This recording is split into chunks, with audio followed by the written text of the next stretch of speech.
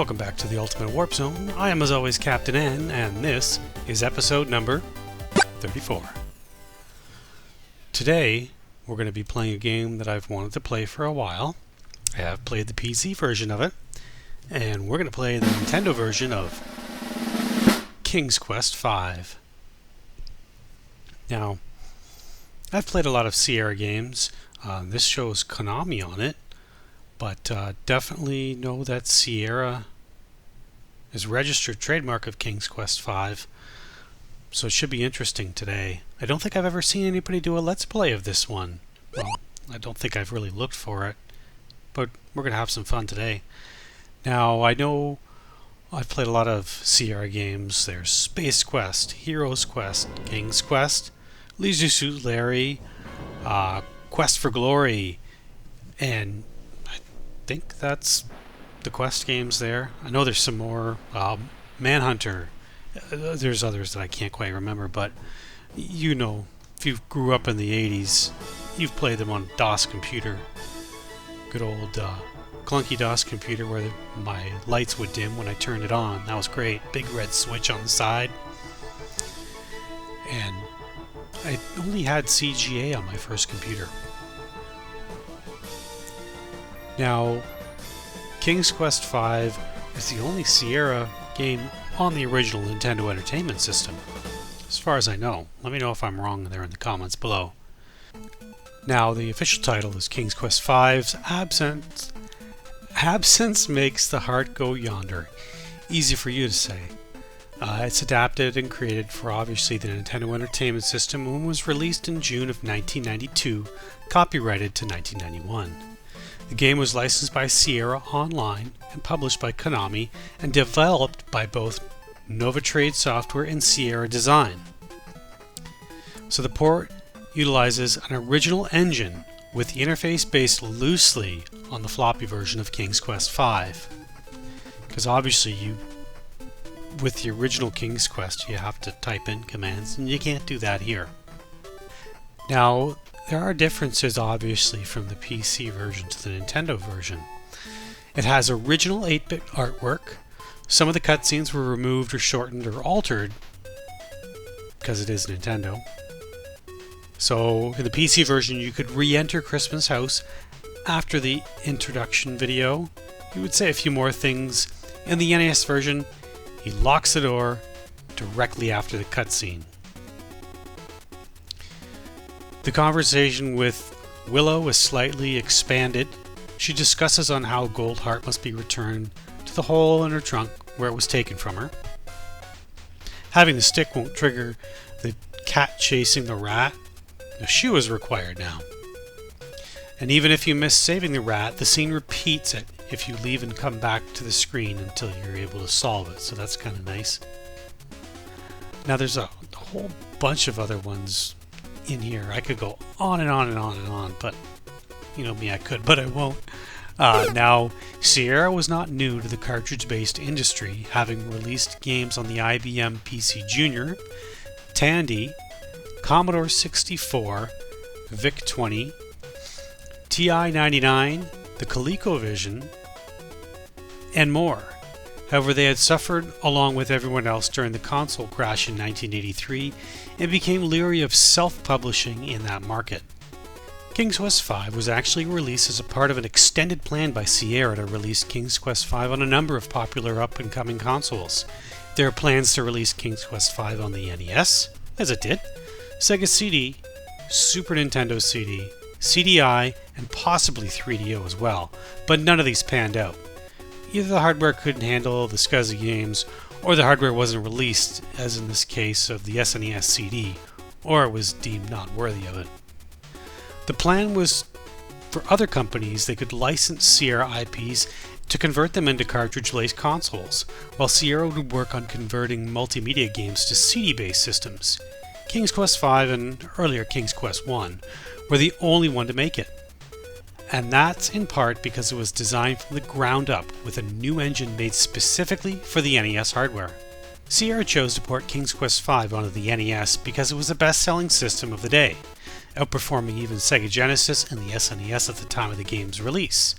It was part of a planned attempt to convert several Sierra and Dynamics VGA games across multi-platforms of the era. In order to get the console market share, which had a much higher audience than the original PC market the games were originally marketed to. Now, a little bit of behind the scenes, if you will. King's Quest V for the NES was designed by Nova Trade, a company better known for its Echo the Dolphin games on Sega systems. Echo the Dolphin was hard. It was fun. I always wanted to get into it, but I never really could. It was only published by Konami. King's Quest V NES was the first and only released version of the game being designed for future consoles, such as NES, SNES, Sega CD, Sega Genesis, Sega CD, CDI, Tandy Memorex, VIS, and the 3DO, and possibly a few other systems. The game is built upon an original engine. It is not SCI. The box just refers to the game as King's Quest V, but the subtitle appears in the game itself. The reception about this game, Nintendo Power gave 3 ratings for the game. As explained at the pros at Nintendo HQ rate each game, ratings are from 1 to poor or 5 to excellent, in 4 different categories.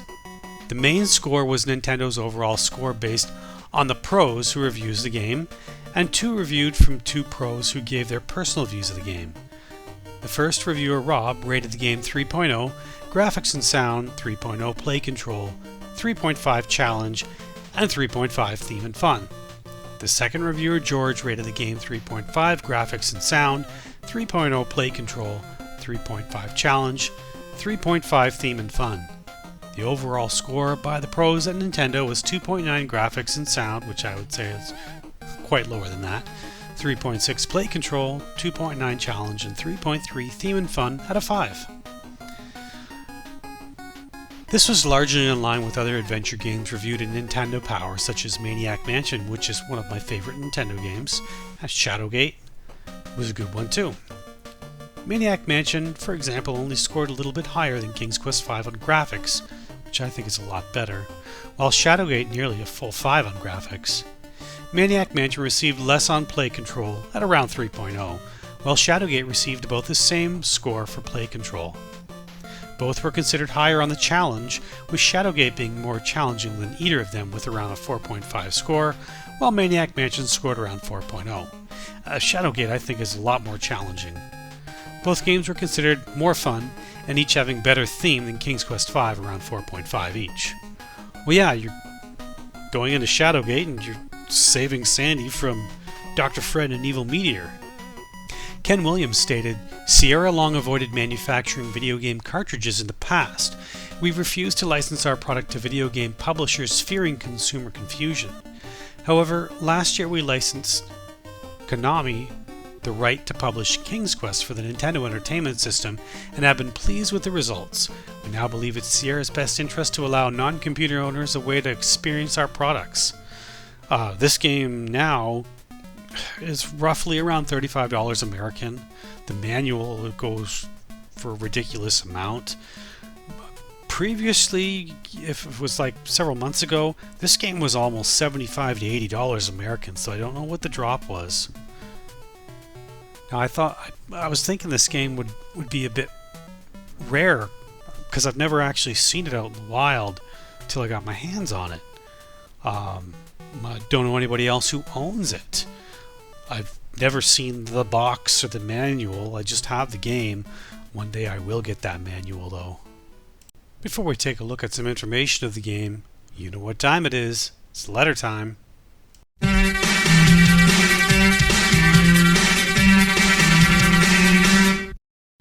Today's letter comes from an email.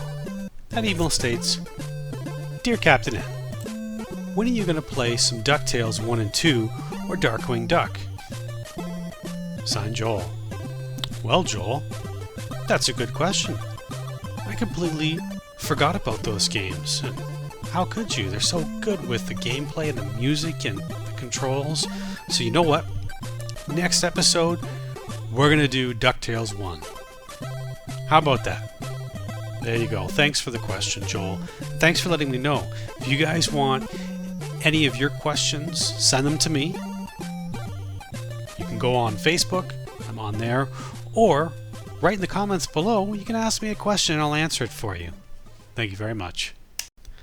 Alright, here we are, the beautiful manual.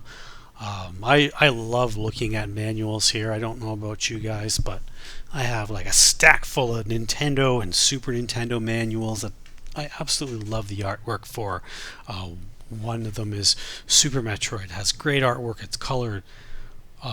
Super Mario World for the Super Nintendo has great artwork in there, and so does Super Mario Brothers 3 for Nintendo. I remember getting that as a kid, opening up that yellow box and taking a look at the manual and actually drawing some of those pictures too. Maybe I'll throw some pictures in up on the screen to show you some Mario pictures that I did as a kid. So, taking a look at the manual here, we've got our front page, King's Quest, King Graham just standing there, surfing maybe. Give him a little surfboard. Next page is the official Nintendo seal of quality. There are some games that don't have that, like the Quattro Adventure and Micro Machines and stuff like that, but they're still really good. Congratulations, you're now the proud owner of King's Quest V from Konami and Sierra. This is the official Nintendo Entertainment System adaptation of the award-winning computer game by Roberta Williams. Read the manual thoroughly. Well, we're going to do that. So we've got a table of contents. I thought this manual would be a lot longer than it normally is, but oh well. Alright, are you ready to settle in for story time? Not with Adam Cole, but with Captain N. The quest so far, or the quest thus far. Long ago, in the kingdom of Daventry, there were 3 magical treasures that kept the king strong and prosperous. A magic mirror that foretold the future, an enchanted shield with the power to overthrow any invaders, and a treasure chest that was never empty. These treasures were taken from Daventry by deception and stealth, and without them Daventry grew poor and weak, and King Edward, once a stout-hearted and vigorous ruler, had become powerless and sickly. Edward had no heir, and everyone feared that chaos would result upon his death. King Edward asked his bravest knight, Sir Graham, to embark upon a quest to recover these 3 treasures. Graham's quest was successful, and as his reward, King Edward named Sir Graham his heir and guaranteed him the throne of Daventry. King Graham was a wise and kindly monarch, and with his great wisdom and the return of 3 treasures, Daventry prospered once again. But Graham knew that he must soon marry and establish his own royal line with the heir to the throne. He searched far and wide, but no maiden in the kingdom possessed the qualities he sought in a queen. Maybe his standards were too high. One day, King Graham saw in his magic mirror a vision of a lovely young woman held prisoner in a crystal tower. The mirror told him that her name was... Forgive my pronunciation if this is wrong, but Valenice, a girl both beautiful and good, who had been stolen from her home and taken to a far land. Graham vowed to find her and set her free. After a long journey with many trials, he did, and asked her to be his queen. In time, Queen Valenice, if that's how you pronounce it, and King Graham became the parents of twins, a son and a daughter. Life in Daventry was peaceful and good, for a time. In a land far away lived an evil and powerful wizard named... Oh, here's a good one. Manannan. Forgive my pronunciation. It was his wont... Is that a spelling mistake there? It was his wont to kidnap infant boys? Maybe it's a language, or a word that I don't understand. It was his wont to kidnap infant boys and raise them to be his slaves, eliminating each in turn before he was full grown and could pose a threat to the wizard's dominance. His most recent vassal, a boy called Gwyndon, was however unusually bright and perceptive. He mastered several of Manannan's spells and cast one against him which turned Manannan into a cat. With that, Gwyndon was free. After a time, Gwyndon's travels brought him to Daventry, not the lovely and peaceful Daventry of the days gone by, but a land devastated by a terrible affliction. The kingdom had fallen victim to the ravages of dreadful three-headed dragon, which had burned the land all around and drove many people away from the town. I wonder if that dragon was near Spielberg at all. Gwendon was able to use his newfound powers to destroy the dragon and rescue the intended victim from its lair. He was taken before a king and queen, rewarded in such a way... Let me try that again. He was taken before the king and queen and rewarded in such a way as he never could have imagined his life as Manannan's slave. In later years, King Graham's health began to fail, and the royal physicians were powerless to help him. Only a magical fruit from the faraway land of Tamir could bring about a cure and restore the health of Daventry's monarch. Maybe that's a fruit from a certain quest for glory on a tree. You never know. Graham's daughter, Princess Rosella, set off in pursuit of this healing magic for her father. On her journey, she performed many brave deeds and had many great adventures. With the king's health fully restored and his family together once more, it was a happy and fulfilled Graham who set out for a walk in the forest one spring day, almost a year since Rosella had returned from Tamir. The kingdom was peaceful and prosperous again, and the people were content. Birds were singing in the trees. It seemed an auspicious sign. As Graham was contemplating his good fortune, a sharp wind blew into the woods from the east, whirling up sticks and leaves in his path and startling the birds into silence. The air grew suddenly colder. It seemed an unexpected storm was approaching. Graham began to walk back to the castle, his joyful mood broken by a dark foreboding. When he reached the top of the gentle rise overlooking his home, he was horrified to see the only empty space where the royal castle of Daventry had stood only minutes before. Cold fear gripped his heart. Where was his family? What had happened to him? Here comes that owl. An owl hooted behind him, but Graham scarcely heard it over the pounding of his heart. "I can't tell you what happened," came a voice behind him, and Graham spun around to confront a large owl in a blue vest and spectacles. Well, with that voice from the talkie version, he sounded different than my voice. "I know what had happened to your castle. I saw it all," said the owl. Journey into the magical world of King's Quest on a mission to find the missing castle and the royal family of Daventry with me, Captain N. We have page 10 and 11 of King's Quest V. How to play. Well, when you're a kid, you normally don't read the manuals, but we love to do that here because there's things you miss. So, the Nintendo controller, the control pad, press to move Graham in 8 directions, also moves a pointer, called cursors, from the icon bar around. Select, press to make the icon bar appear. Start, press to turn the pause game feature on/off. The B button, quick action button for using the look, talk, and actions icons. This will be explained in the next section. Also used to cancel the actions from the icon bar. And the A button, used to advance text, also used to carry out selected action from the icon bar. Page number 12 and 13, My Kingdom for an icon bar. Oh ho ho, so funny. There's the walk and the quick travel. So, quick travel, you can move a lot faster than the walk, obviously. The look, to look at something. The talk, to talk to somebody. Or yourself. I do that often. Page number 14 and 15, the action. It's used when we want to pick up items, open doors, or perform an action or something. Item. This icon displays the last item selected in the inventory mode. To use the current item, select this icon and then move the cursor to the position you wish to put the current item on and press the A button. Inventory.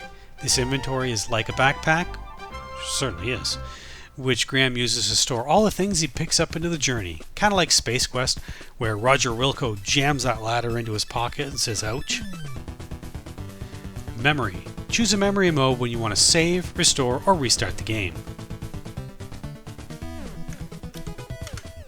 16. Then there's sound and music. I didn't find a lot of music in this game, but then I just loaded it up just to make sure that it was working. So, we have the world of Serenia. As our adventure begins, Cedric leads Graham to the land of Serenia to meet his kind master Crispin. Beginning from Crispin's house, Graham and Cedric will journey far in their efforts to save the royal family, aided by the know-it-all, Owl Cedric, who, in the talkie version, says the Bugaloo. So weird. I remember as a kid, me and my friends laughing so hard at that. And with the powers granted to him by Crispin, Graham will make his way across the countryside of Serenia. His journey will take him to the barren desert to the west and across the treacherous mountains to the northeast. And it wouldn't be a Sierra game if you constantly die at every turn, but you have hilarious death scenes. On the other side of the mountains, he must cross a sea and find the island stronghold of the evil Mordak. It is a dangerous quest, and Graham and Cedric will need all your help to lead them and bring them home safely. It's a good idea to use the file save feature. Yes, every Sierra game you know, save often, because you're going to die. Especially if you think you could be in a troublesome situation. The game holds up to 20 save files at a time. You're probably going to need more. Remember though, all the save files are lost when you remove the game pack or turn the control deck off. Oh, good grief. Well then, there's no battery save. Another hint is to make a map of your journey. Yes, I did that with Quest for Glory 1 and so on. Maps are great to make for these games. The next one is a guide for beginning adventure game players. If you want to pause the video and read this yourself, you can. I probably bored you with enough talking. I haven't bored myself because I enjoy doing this. Here's the next page. You can pause it again to take a look at it. Then we have your passwords, so there's always a password one. Alright, so before we get into the game, we're going to take a look at setting up the Power Glove. Let's roll that video. So we've seen this video before, we know how to set it up and how it works. Sometimes works well with some games, other games not so much. But it's not as horrible as people make it out to be. I was watching the movie The Blue Beetle yesterday, and one of the weapons was a Power Glove modified into a huge digital fist that comes out of it and a shield. If you haven't seen it, go watch that movie. You'll pick out the Power Glove as soon as you see it. And there's one more thing before we jump into the game. Take a look at how to configure the Power Glove. If you're new to the channel, it needs to be specifically set up just like the manual tells you to. But if you don't have the manual, you don't really know how to set it up properly, so it may not work correctly depending on what game you're playing. Some games have different codes, other games have a special code, some of them just have the generic codes.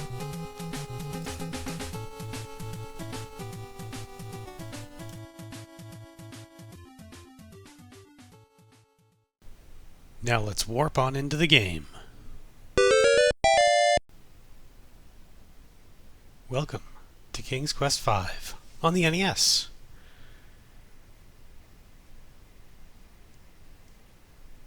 It's going to be a rare treat. This is the first time I'm playing this on the NES. I played it on PC, but when it was brand new, how long ago? Konami and Sierra. Let me know if you guys played this. Have you beat it? I don't think we're going to beat it. This is a different type of game to play on the Nintendo.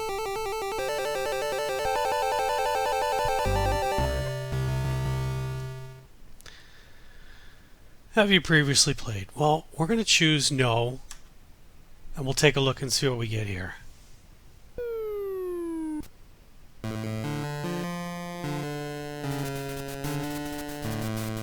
Potter?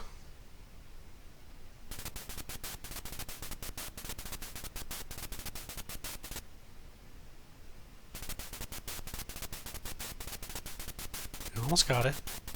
Keep going. Whoa.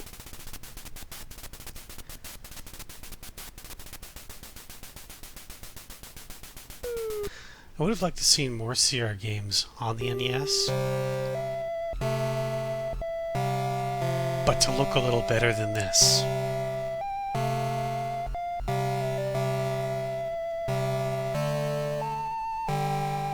Oh, my castle. Just missed it.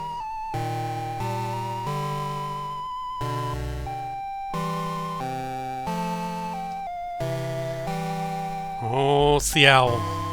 Hilarious voice in the PC talkie version. What? Should it be like a stone cold what? I know what happened to your castle. I saw it all. Yes, I did. You did? Well then, what happened? It was a powerful and evil wizard, Mordak, who did it. I just happened to be visiting with an old friend when I saw him materialize out of thin air. Thank goodness he didn't notice me. Don't stop now, go on. Well, don't interrupt him. He caused a dark cloud to descend from the sky and to envelop the entire castle. And then he commanded the clouds to rise again, and it did. As it did, it took the castle with him. Oh, it was a sight to see, all right. Why? Why would this wizard Mordak want my castle? What could he have against me and my family? I wonder what. That I don't know. I only know that it was Mordak who took your castle and your family. Perhaps I can help you. My employer also happens to be a wizard, which is why I recognize Mordak. Unlike Mordak, though, my employer is a very good wizard. His name is... You can say that for me. But we all call him Crispin for short. The only problem is, you see... the only problem is that Crispin is getting on in years and tends to be a bit forgetful. I don't know, this doesn't sound if it would work. Oh, sure it would. Crispin is a very qualified wizard. One of the best. He just gets a little forgetful now and again, that's all. Now where is it? I know. I brought it with me. Ah, here it is. What is that? I don't know. I can't tell what it is. Well, it's my opinion that you don't stand a chance against the likes of Mordak. Excuse me for saying, Your Majesty, but you don't have a choice. You must come with me. I'm sure Crispin can help you. I'm just gonna fly there? Oh, magic dust. What is that stuff? Oh, it's just some old leftover fairy dust I've been carrying around. It'll help you fly. You can follow me to the land of Serenia, where Crispin and I live. It's much too far to walk, you know. I think the fairy dust is still good. Come on, up here. Well, where else would I go? Follow me. I guess this is an opportune time to quote Back to the Future. Roads. Where we're going, we don't need roads. Here we go. Frame by frame.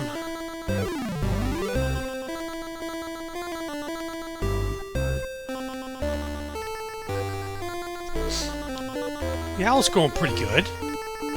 Except I'm going frame by frame. It's almost like I'm swimming.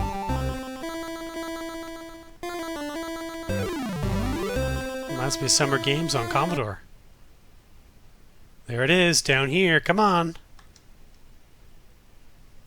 Okay, here I come. Oh, incoming! Ooh. He landed on his feet. Whoa. Looks like the Green Reaper. Cedric, where have you been? I've been calling for you. A bit clumsy, are you? Well, come on in the house and dry off. No sense sitting around like a wet dog. Cedric, go on in the house and pour each of us a nice hot cup of tea. Aye, aye, Crispin.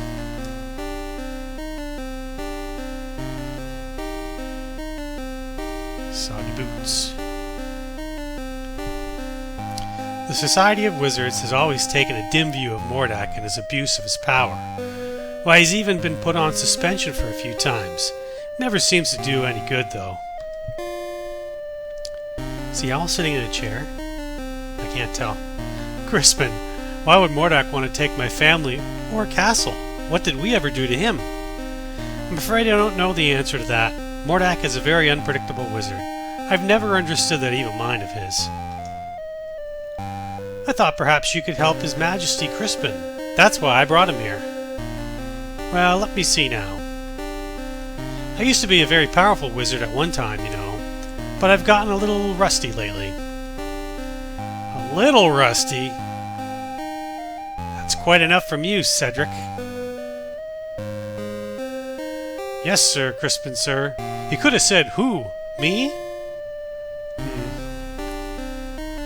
I don't know what I have... Oh, here we go. I don't know what I have that would be of much use to you. Most of my wizard stuff is pretty old and worn out, but let's see what I can find.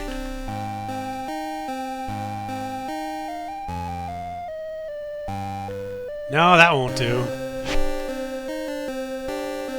That's all used up. Aha! It might work. Come here, my son.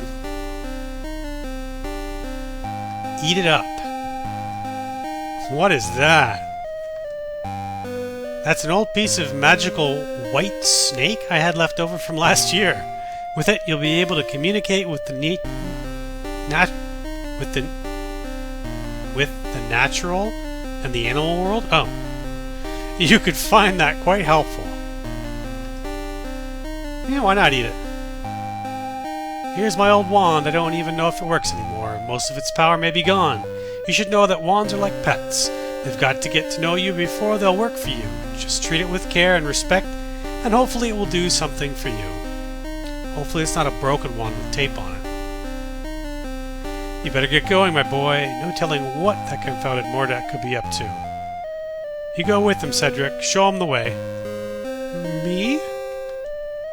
Yes, you. Don't be such a coward. Now go on, you'd better get started, and don't be wasting your time coming in here.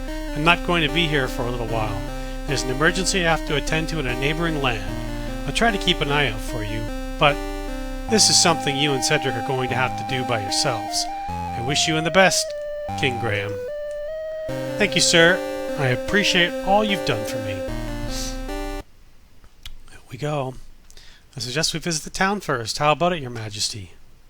Please don't call me Your Majesty, Cedric. It's much too formal. I'd like it if you just call me Graham. I'd be delighted to, Graham. Anyway, what was I talking about? Oh yes, the town. You might be able to find some supplies there. It's just over a little hill to the south, not too far. The house to Crispin's? The door to Crispin's house is now locked. Really? Can I go in the window? No, can't go in the window. So, we're going to go across the bridge. I don't know if we can fall in the water or not, but who knows. Watch out, a poisonous snake. Is that the owl tweeting or the snake making noise? I don't know. Let's see what happens. Sierra is famous for their death in adventure games. Let's take a look and see. Hello, Mr. Snake. Oh. Watch for those critters, Graham. Let's restore. Oh. No. We can't restore. There we go. We got to be careful here. Let's see. Menu. We're going to save. File.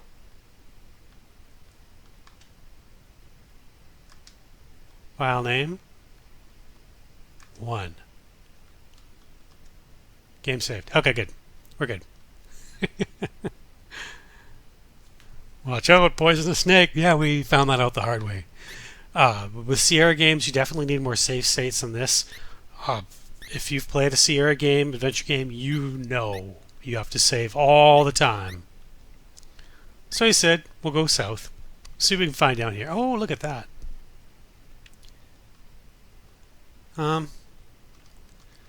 We'll try something out here. Gonna go to the menu, save, file. Can we overwrite that? Yeah, we can. Save. No, can't go in the water. I was gonna go in there for a swim. Can we go over here for a swim? No, we can't. That's okay. Alright, so what we're gonna do now is we're going to go Can we go in here? Of course not. Talking to myself again? Of course. Alright. So, we're going to go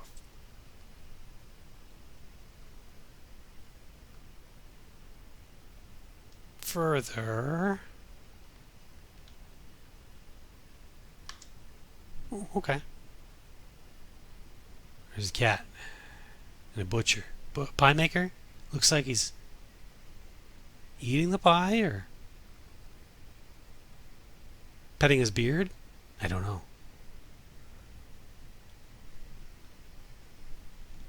Oh, it's the bakery. Okay.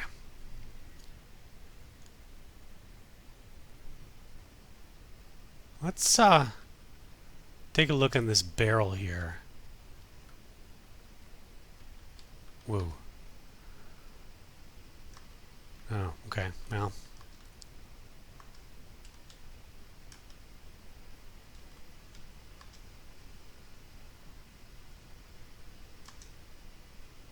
No? Can't do that?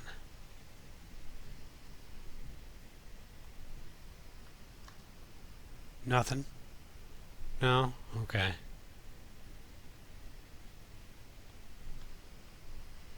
Well, let's take a walk.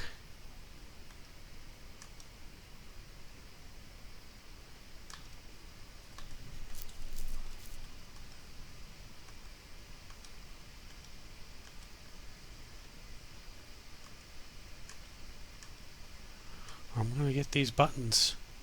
I'm going to get them.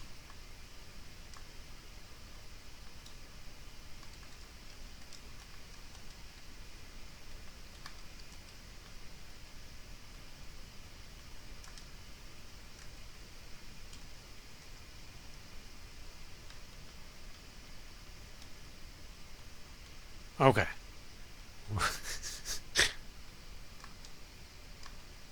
Come down here. I'm going to keep walking. See, this is completely different than a normal NES game.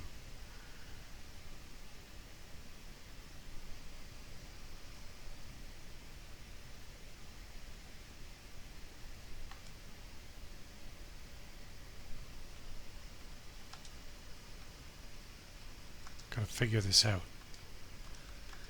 I've got to get to the town.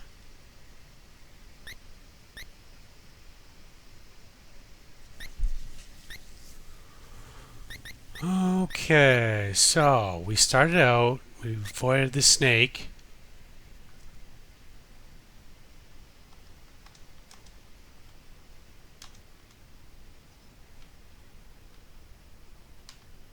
Through here? Come on, Graham, let's walk. Oh, there we go. There's town. Okay. Ooh, we get some music. I would have loved this game to have music throughout the whole thing. Would be nice. Alright, well, let's take a look here. We're in town. So we're going to use the hand.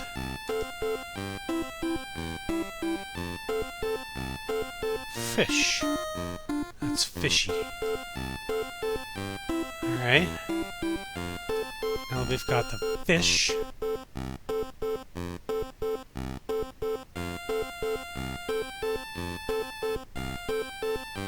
Let's go in here. We're going to leave right away. We don't need to be in here.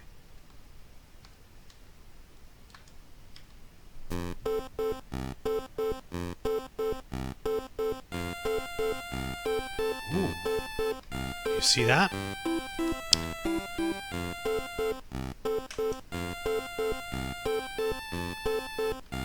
Let's get it. Bending down, Graham quickly retrieves a silver coin from the street. I only need 98 more for a free man. Alright, let's see. So, what can we do now? We've got Well, we're going to leave town for now. Let's go to the bakery. Maybe we can buy something with that coin. Sounds good? Yeah. Come on there, Graham.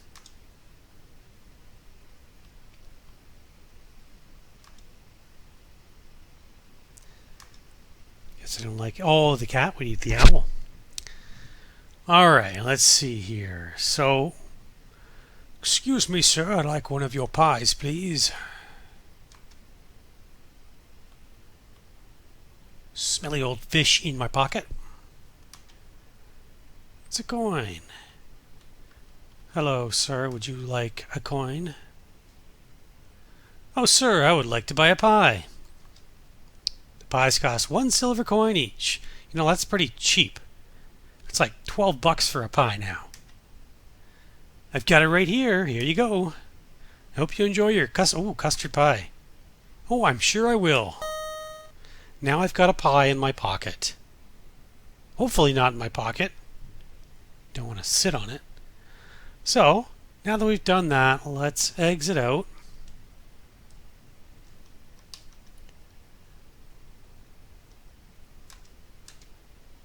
Then I will push a bunch of buttons and forget what I'm doing here. Okay. Now that we've done that, let's continue on, see what else we can find here.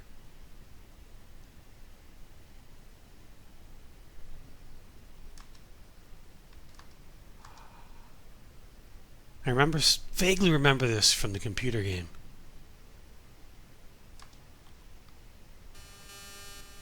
Watch out for the bear. So, what we need to do here, this bear is trying to get honey from the tree. Let's give it something fishy. Oh, that bee sound is just terrible. Hey, bear. Go fish. I'm going to chuck it from there. Are you going to walk right up to the bear and like put it in his mouth? There you go, Mr. Bear. Oh, see you later. He's happy with that. Oh, what are you doing there, bee? Oh, I am Queen Beatrice, kind sir. I wish to thank you ever so much for saving our hive from the claws of that horrible bee. Bear. In return, I offer you a luscious honeycomb from our hive. Please feel free to retrieve one. I promise my bees won't harm you. It may come in handy on your travels. You promise, huh? Watch it pull me right in.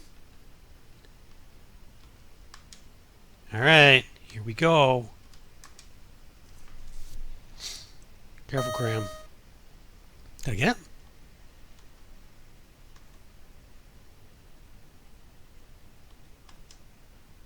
I did. Look at those. Look at that honeycomb. Honey drips at the edges of the honeycomb chunk. Lovely. So, now that we've done that, here's a stick here. I think we'll pick that up. Sounds good to me. Oh, guess I gotta click on the stick to pick it up. Go, Graham. You can have full pockets by the time we're done here.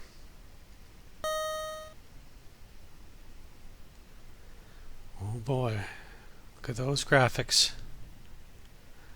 So, now that we're done that, let's go up.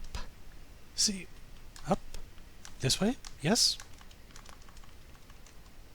Do I need to, oh, I guess I'll select.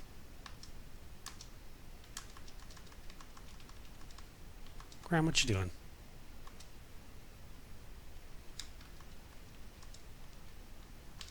I'd like you to go up, please.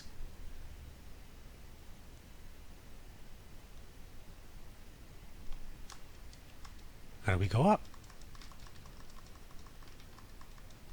He doesn't want to go up.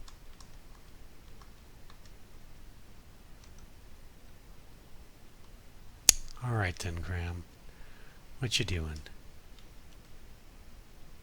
There we go. Mr. Dog, are you digging on an anthill? Looks like a composter at the top there, some type of robot or ship. Well, let's see if we can play with the dog with our stick that we found. Not the wand. Not the pie. Alright there, doggy. Fetch. Here, boy. Oh, that's a good throw.